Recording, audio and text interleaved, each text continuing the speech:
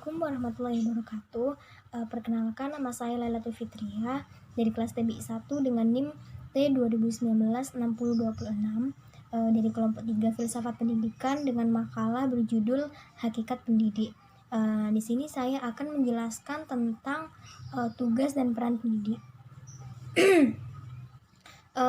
Dapat kita kelompokkan tugas pendidik itu ada 3, yaitu tugas dalam bidang profesi, tugas dalam kemanusiaan, dan juga tugas dalam bidang kemasyarakatan. Tugas guru sebagai profesi itu meliputi mendidik, mengajar, dan juga melatih. Dapat kita artikan mendidik itu berarti meneruskan dan mengembangkan nilai-nilai hidup, sedangkan mengajar berarti meneruskan dan mengembangkan ilmu-ilmu pengetahuan dan juga teknologi. Sedangkan melatih yaitu mengembangkan keterampilan-keterampilan para siswa. Guru adalah orang tua kedua setelah keluarga. Jika di rumah ayah dan ibu kita itu adalah orang tua kita, maka di sekolah gurulah yang menggantikan posisi mereka dalam menjaga dan juga bertanggung jawab atas kita. Selain itu, guru juga harus mampu menarik simpati para peserta didiknya supaya mereka itu menyukai kita dan supaya mereka itu nyaman atas kehadiran para pendidiknya atau gurunya itu. Lalu selain itu, guru itu juga harus memahamkan para peserta didiknya. Jika muridnya masih belum memahami tentang pelajaran itu, maka guru haruslah dengan telaten membantu siswa itu supaya dapat paham akan pelajaran itu.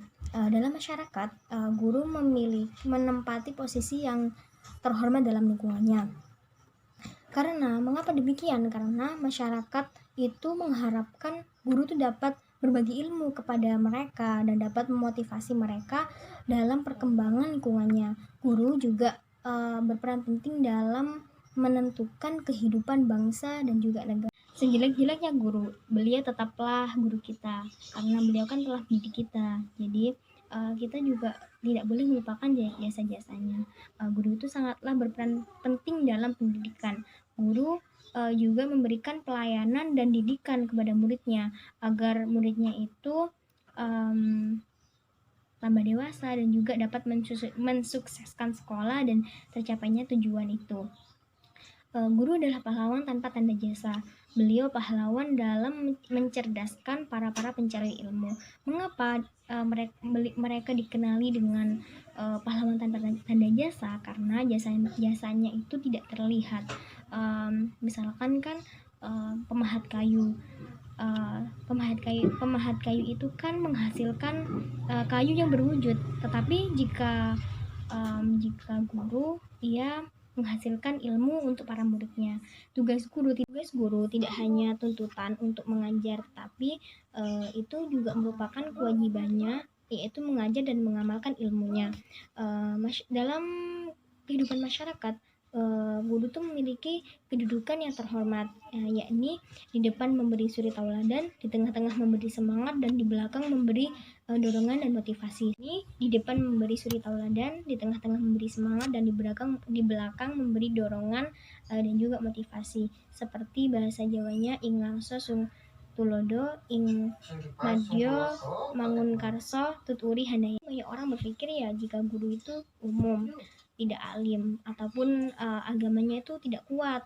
Seharusnya beliau juga harus bersikap islami agar dapat diteladani oleh murid-muridnya, dapat menjadi percontohan yang baik bagi para peserta didiknya.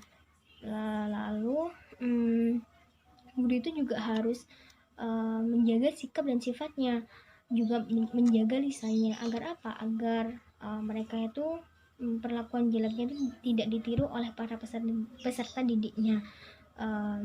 Guru itu haruslah baik dan soleh. Karena apa? Karena mereka juga mempunyai tanggung jawab untuk mengajarkan norma atau sopan santun kepada para peserta didiknya. Kadang anak-anak kan suka meniru apa yang mereka lihat, lalu apa yang mereka dengar. Seperti itu. Sebaiknya guru itu menjaga perilaku di depan muridnya supaya tidak ditiru oleh para peserta didiknya. Menurut Sujono, merinci tugas-tugas pendidikan itu sebagai berikut. Yang pertama, sebagai pendidik atau guru itu wajib menemukan pembawaan yang ada pada diri peserta didiknya itu dengan cara observasi, wawancara, pergaulan ataupun yang lainnya. Lalu yang kedua, berusaha mendorong anak didik itu untuk mengembangkan pembawaan yang baik dan menekankan pembawaan yang buruk atau menekankan bahwa ini buruk jadi tidak perlu dilakukan, seperti itu. Yang ketiga, memperlihatkan kepada anak didiknya bahwa tugas orang dewasa itu seperti ini. Maksudnya cara memperkenalkannya itu dengan dalam bidang keahlian, keterampilan, agar peserta didik itu dapat memilih mana yang baik dan memilihnya dengan cepat. Lalu yang keempat yaitu mengadakan evaluasi setiap waktu, yaitu untuk mengetahui apakah perkembangan anak didik ini berjalan atau tidak, apakah ini tetap jalan di tempat atau lamban, seperti itu. Lalu yang selanjutnya, yang nomor 5, memberikan bimbingan dan penyuluhan tatkala peserta didik itu menemui kesulitan dalam mengembangkan potensinya itu. Jadi kita memberikan arahan bagaimana mengembangkan potensinya itu, memberi solusi. Yaitu peranan guru. Sebagian besar orang menganggap bahwa guru adalah orang yang membantu orang lain belajar. Ia tidak hanya mengajar, melatih, dan juga memberi ceramah, tetapi beliau juga mendesain materi pelajaran, membuat pekerjaan rumah, mengevaluasi prestasi siswa, dan juga mengatur kedisiplinan. Selain itu, mereka juga harus menyimpan kartu catatan dan juga mengatur kelas, menciptakan pengalaman belajar peserta didik, berbicara kepada orang tua siswa jika mereka ada masalah atau ada yang harus disampaikan, dan juga membimbing siswa. Yang dimaksud yaitu guru sebagai motivator. Tidak semua guru itu berhasil dalam mendidik peserta didiknya. Siswa atau murid pelajar tersebut itu harus sadar diri bahwa dia itu harus mencoba memahami apa yang guru mereka terangkan. Jangan hanya untuk mendengarkan lalu intinya cuma masuk saja, tapi dia juga harus memahami. Dia harus sadar diri, oh saya harus paham ini karena ini adalah kewajiban saya sebagai pelajar, yaitu belajar dan juga memahami pelajaran itu apa gitu. Lalu guru itu juga harus sering-sering memberi motivasi kepada para peserta didiknya supaya mereka itu giat untuk belajar. Jika perlu mereka itu diberi hadiah atau reward, supaya mereka itu berlomba-lomba untuk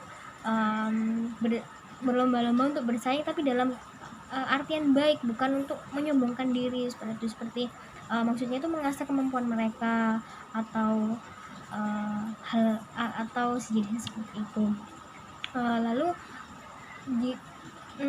dalam satu kelas atau dalam murid-murid itu pastinya ada salah satu dari mereka yang belum paham.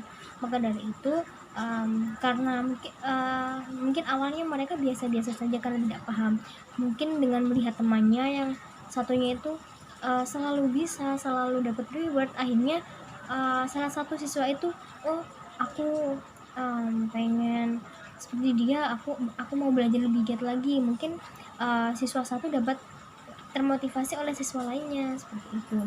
Guru juga harus sering-sering membuat tes atau ujian untuk para peserta didiknya supaya guru itu dapat paham, dapat mengetahui peserta didiknya ini sampai mana kemampuannya, seperti itu.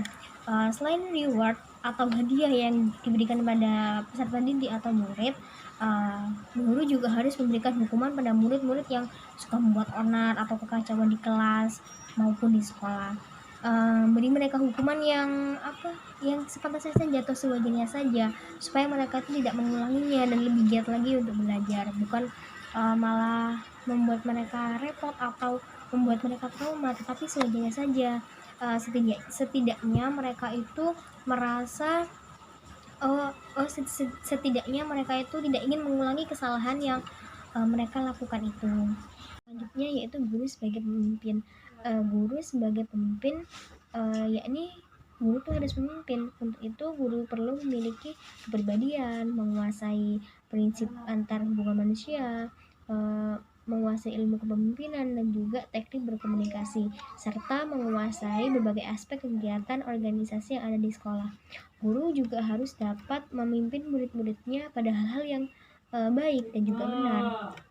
Nah, guru juga harus mampu menuntun anak didiknya menjadi orang yang sosialnya. Yang selanjutnya yaitu guru sebagai ilmuwan. Maksudnya di sini yaitu guru terkenal mempunyai banyak pengetahuan atau banyak ilmu dan sampai bisa dikatakan dengan ilmuwan.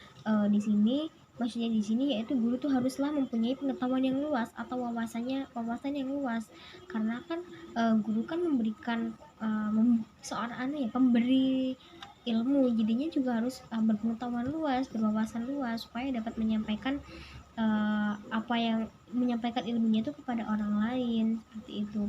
Lalu seiring dengan bertambahnya zaman atau berjalannya zaman ini, ilmu itu semakin bertambah. Maka dari itu bukan hanya pelajar atau siswa saja yang harus belajar, begitupun juga guru juga harus belajar, karena seorang guru juga tidak boleh ketinggalan zaman, harus mengupdate ilmu bertambahnya ilmu itu supaya dapat disampaikan kepada peserta didiknya itu, supaya peserta didiknya juga wawasannya luas, seperti itu. Lalu yang selanjutnya yaitu guru sebagai pekerja sosial.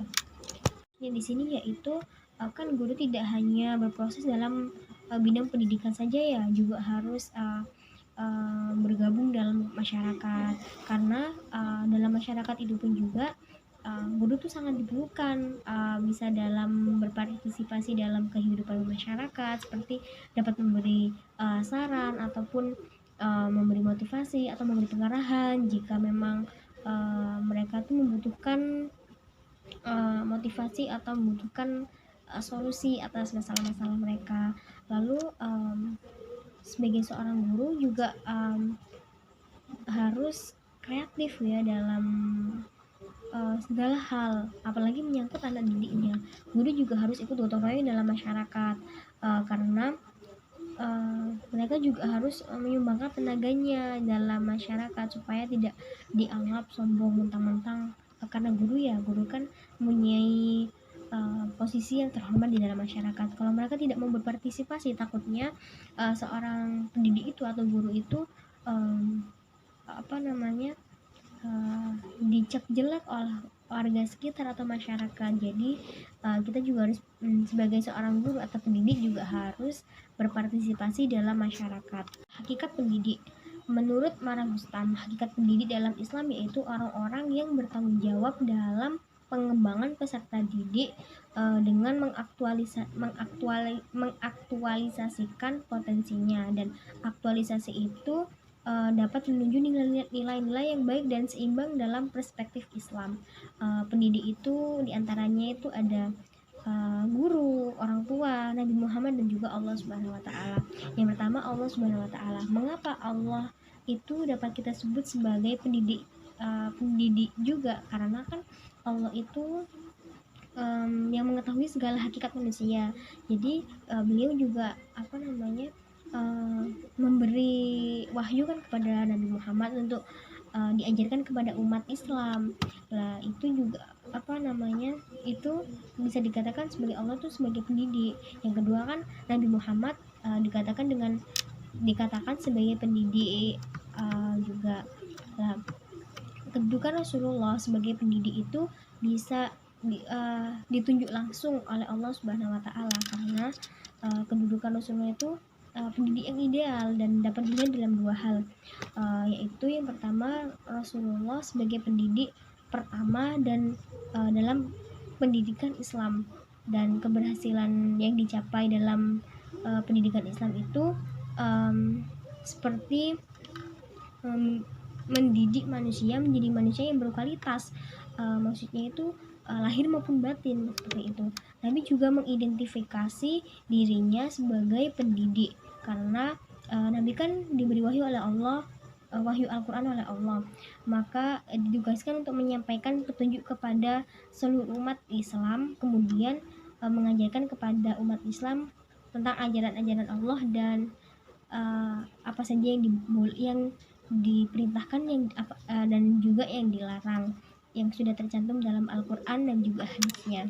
Selanjutnya yaitu orang tua dan juga guru. Orang tua disebut pendidik karena kan orang tua adalah pendidik pertama bagi anaknya, karena setelah anak lahir yang pertama kali dikenalnya kan orang tua. Maka dari itu orang tua itu sangatlah berperan penting dalam pendidikan seorang anak. Keluarga adalah sekumpulan orang pertama dan utama dalam berkembangnya seseorang. Mengapa demikian? Karena kan yang pertama kali anak kenal itu orang tuanya, maka yang mendidik pertama juga orang tuanya. Disarankan kepada para orang tua sebelum menyekolahkan anaknya sebaiknya mendidik anaknya terlebih dahulu, seperti mengajarkan huruf abjad atau huruf hijaiyah sebelum disekolahkan atau di madrasah. Selanjutnya yaitu kode etik dan karakteristik pendidik ya. Kode etik yang dimaksud di sini yaitu sikap sopan santun pendidik, yang pastinya setiap profesi itu memiliki kode etik tersendiri atau sopan santun yang harus kita lakukan kepada orang lain. Seperti halnya guru juga memiliki kode etik atau aturan sopan santunnya kepada para pendidiknya, kepada orang lain, kepada atasan atau kepada orang tua siswa. Lalu karakteristik pendidik sendiri yaitu seperti adil. Seorang guru seharusnya adil kepada semua muridnya, tidak boleh ada rasa kayak pilih kasih. Itu kasihan murid yang lain yang tidak dapat perhatian dari guru tersebut. Jadi sebagai pendidik itu haruslah adil dalam melakukan apapun, dalam membagikan tugas. Itu tidak boleh pilih kasih atau memilih-milih seperti itu. Lalu yang kedua, percaya kepada murid-muridnya. Maksudnya di sini kita tuh harus percaya kalau mereka tuh bisa, jangan malah kita tuh membuat mereka tuh ragu gitu. Lalu karakteristik pendidik itu yaitu benar-benar menguasai mata pelajaran. Nah, sebagai pendidikan seharusnya juga harus paham kan akan apa materi yang akan disampaikan seperti itu. Lalu berpengetahuan luas pastilah, karena seorang pendidik kan harus berpengetahuan luas, harus berwawasan luas supaya dapat memberikan ilmu kepada para peserta didiknya itu dengan baik dan juga benar. Seperti itu. Mungkin cukup sekian yang dapat saya sampaikan, kurang lebihnya mohon maaf. Terima kasih atas perhatiannya. Wassalamualaikum warahmatullahi wabarakatuh.